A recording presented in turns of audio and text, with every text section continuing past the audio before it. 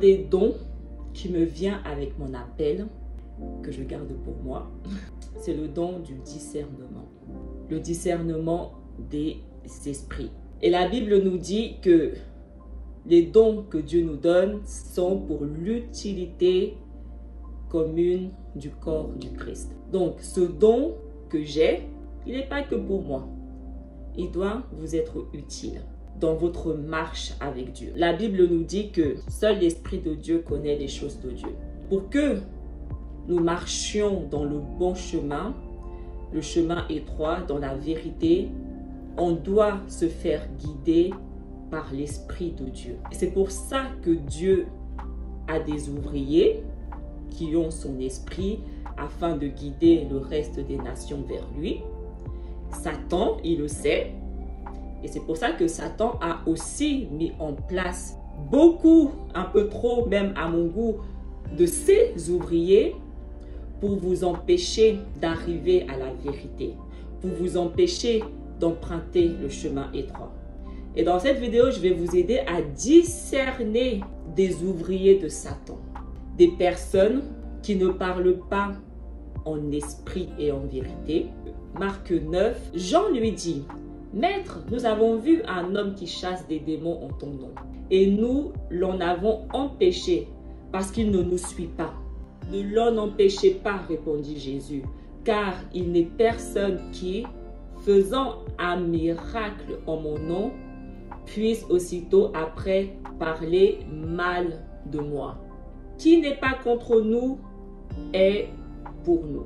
Je ne dis pas de ne pas les écouter, je dis juste que prenez conscience, ce qu'ils disent n'est pas forcément la vérité, parce qu'ils ne parlent pas en esprit et en vérité. Et le petit disclaimer que je vais faire, c'est ce que moi je mets en pratique avant de juger, avant de discerner, c'est ça fait combien de temps cette personne est convertie? Ça fait combien de temps cette personne est chrétienne?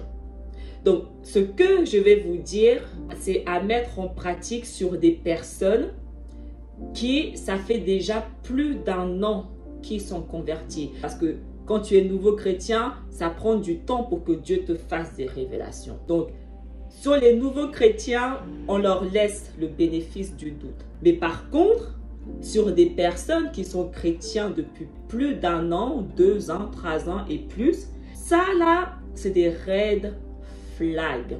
Le premier discernement qu'il faut faire attention, c'est les personnes en surpoids. Jésus lui-même déjà, il nous met en garde. Prenez garde à vous-même, de crainte que vos cœurs ne s'apesantissent par les excès du manger et du boire, et par les soucis de la vie, et que ce jour ne vienne sur vous à l'improviste. Quelqu'un qui sert le Seigneur, qui a le Saint-Esprit, ne peut pas être en surpoids. Pourquoi? Parce que l'Esprit qui vit en lui, Dieu, va le guider à manger sainement. Notre corps est le temple de Dieu et Dieu veut ce qui est bon pour nous. Donc quelqu'un qui a le Saint-Esprit, non seulement il va manger bien, sainement, mais en plus il va jeûner régulièrement. Et lorsque nous jeûnons, nous perdons du poids.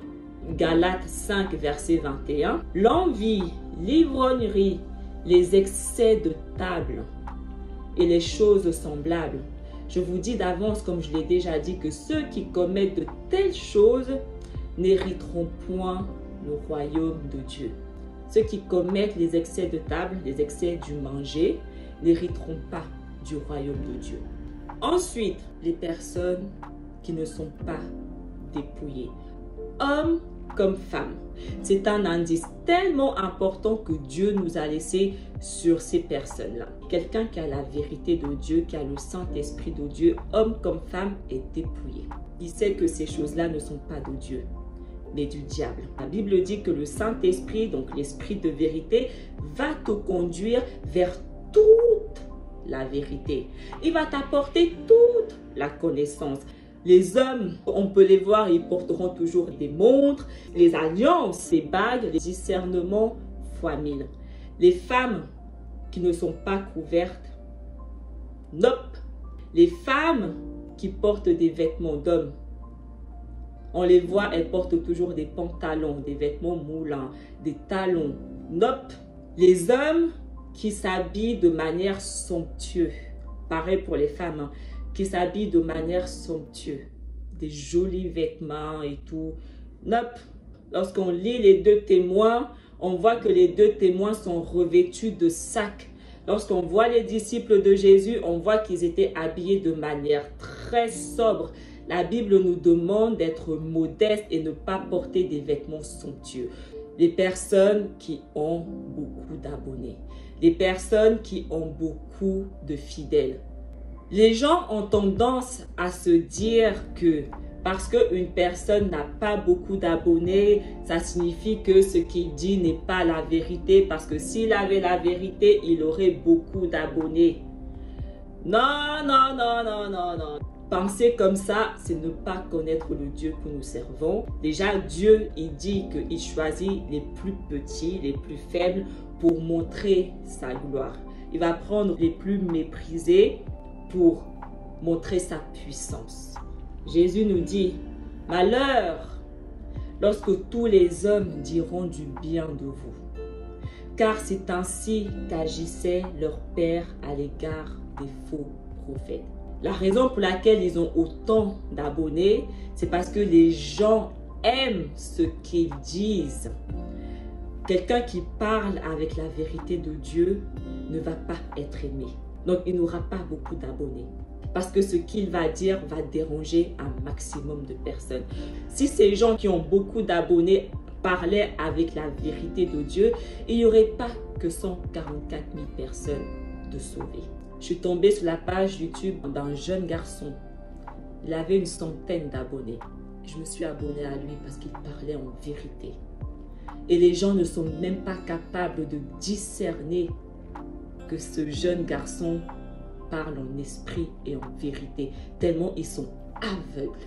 Attention aux prophètes qui tous les jours, ils viennent avec « Dieu m'a dit, tous les jours, ils ont une prophétie de soi-disant Dieu. Comment toi, tous les jours, tu as un message de Dieu?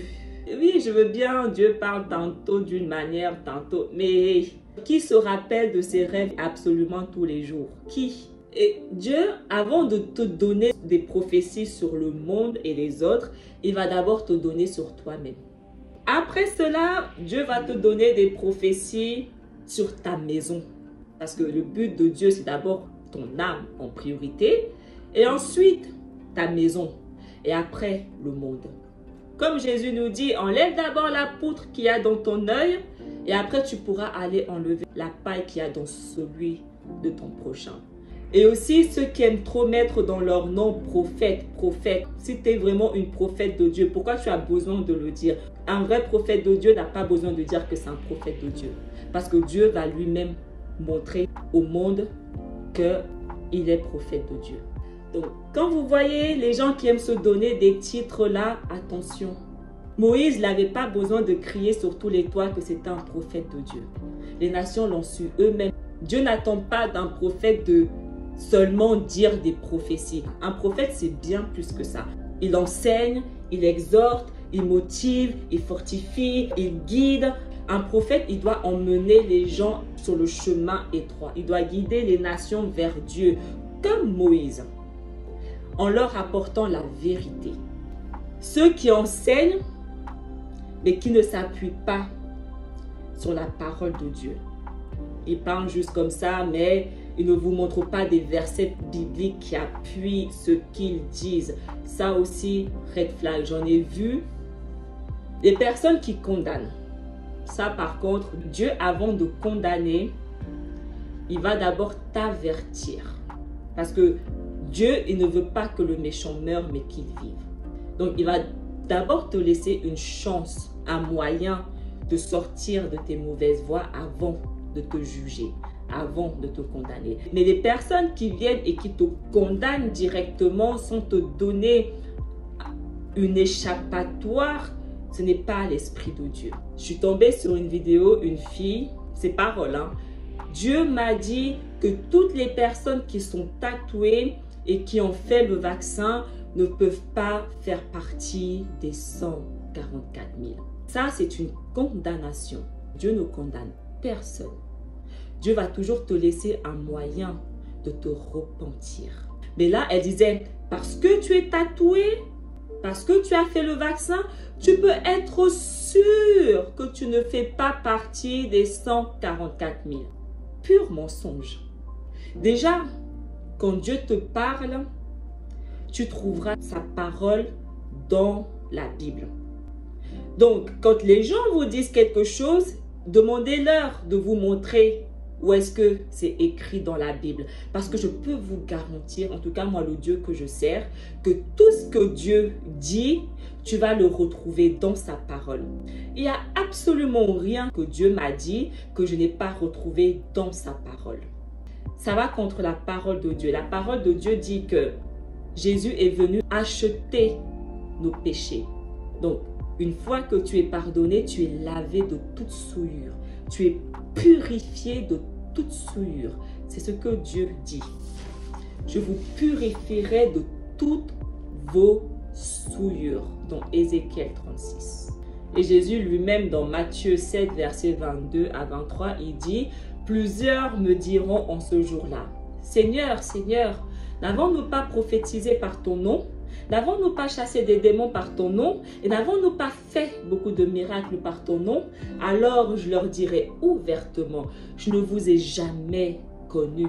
Retirez-vous de moi, vous qui commettez l'iniquité. » Ouais, pas parce que les gens parlent au nom de Jésus que ça signifie qu'ils sont des disciples de Jésus.